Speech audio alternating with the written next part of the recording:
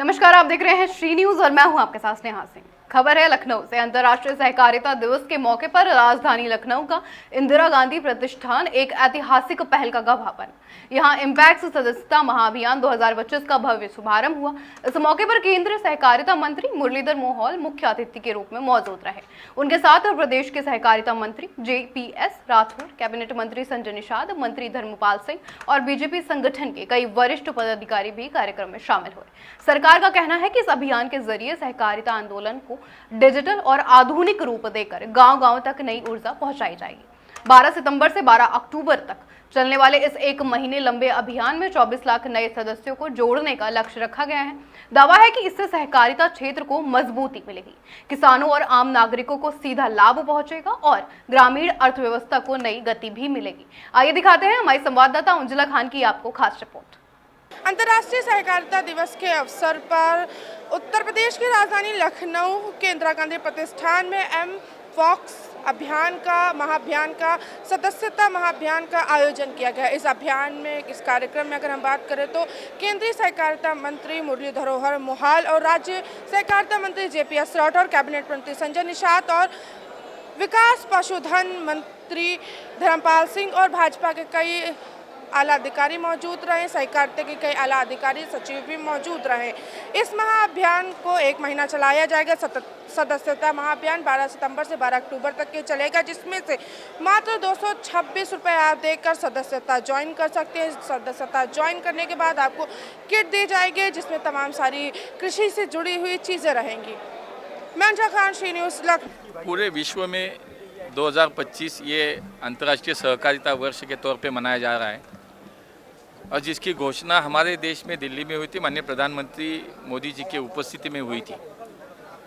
उससे पूरे देश में अंतर्राष्ट्रीय सहकारिता वर्ष के रूप में बहुत सारे कार्यक्रम हो रहे हैं। आज हमारे उत्तर प्रदेश की सरकार के सहकारिता विभाग के माध्यम से एमपैक्ट सदस्यता महाअभियान का आयोजन किया गया।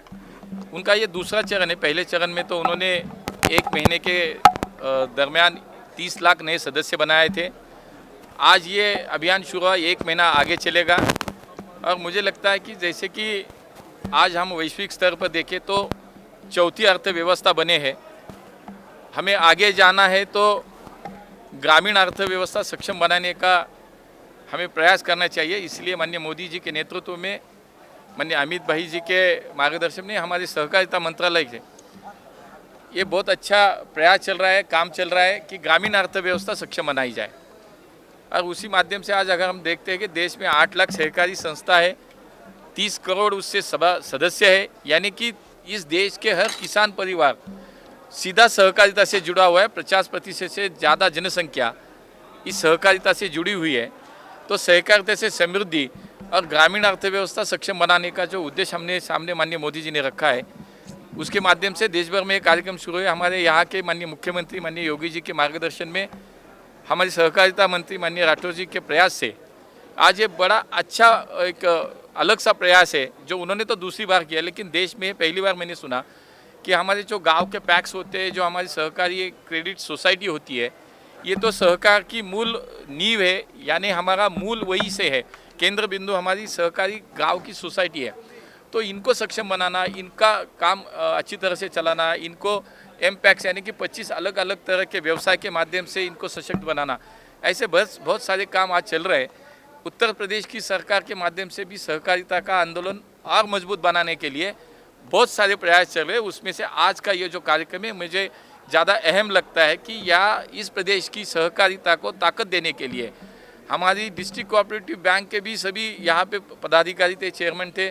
डिस्ट्रिक्ट बैंक को सक्षम बनाने के लिए सहकारिता में सहकार जैसी एक परिकल्पना है, उसके माध्यम से वो बनाएंगे, पैक्स को सक्षम बनाएंगे, तो सहकारिता आंदोलन उत्तर प्रदेश में और मजबूत होगा। इसका मुझे लगता है कि आज के इस कार्यक्रम से यही निकलेगा। इसके लिए मैं इस सरकार को, माननीय मुख्यमंत्री जी को, माननीय हमारे सहकारिता मंत्री को बहुत बहुत धन्यवाद देना चाहूँगा, अभिनंदन करना चाहूँगा।